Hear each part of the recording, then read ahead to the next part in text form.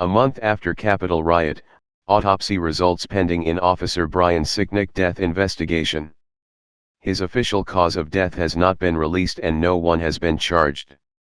Exactly 1 month since rioters stormed the U.S. Capitol on January 6, fallen Capitol Police Officer Brian Sicknick's official cause of death has not been released and no one has been charged with his death.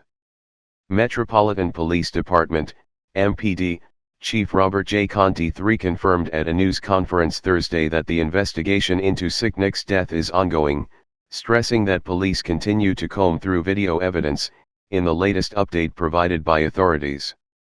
Conti, speaking vaguely, also suggested Sicknick's injuries may not have been immediately visible. That determination is made by the Office of the Chief Medical Examiner, so MPD's role in that is to make sure that the medical examiner has all of the evidence they need to make that determination, he said. In this situation, with the Capitol insurrection, there were hundreds of videos and all of that kind of stuff. That stuff is being gone through and funneled over to them.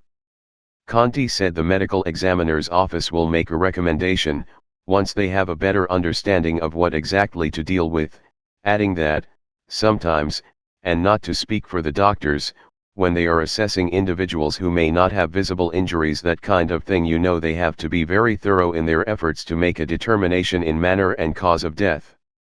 Exactly how Sicknick died still remains a mystery to the public, as an official cause of death has not been released.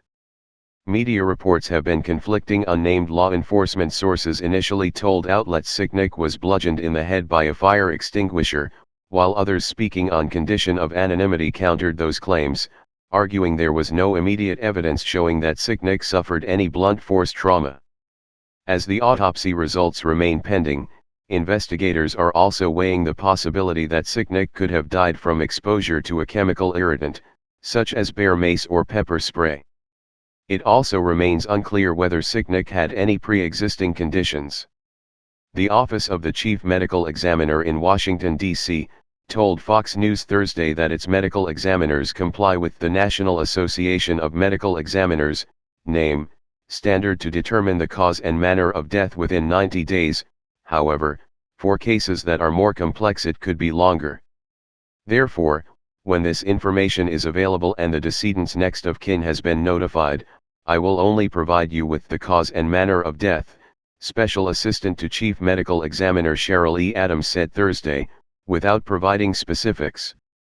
Lawmakers paid tribute to Sicknick earlier this week as his remains lied in honor in the Capitol Rotunda before a ceremonial send-off on the steps to Arlington National Cemetery, where he was interred Wednesday.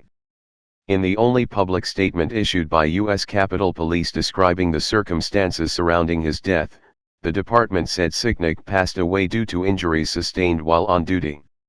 He died at the hospital at approximately 9:30 p.m. the evening of January 7. Sicknick was responding to the riots on January 6 at the U.S. Capitol and was injured while physically engaging with protesters, the statement said. He returned to his division office and collapsed. He was taken to a local hospital where he succumbed to his injuries. His eldest brother, Brian Sicknick, told ProPublica in an interview published January 8 that Sicknick had texted him on the night on January 6 to tell him he had been pepper sprayed but felt fine. He told the outlet his brother was dead by the next night, after suffering a stroke.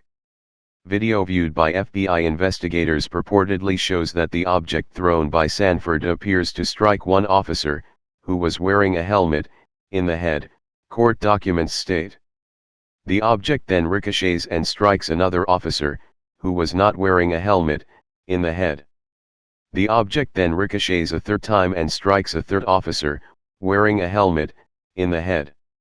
Sanford has been charged with unlawful entry into a restricted building or grounds, disorderly conduct and assault, and resisting or impeding certain officers in their performance of official duties. As of Thursday, he has not been charged with homicide.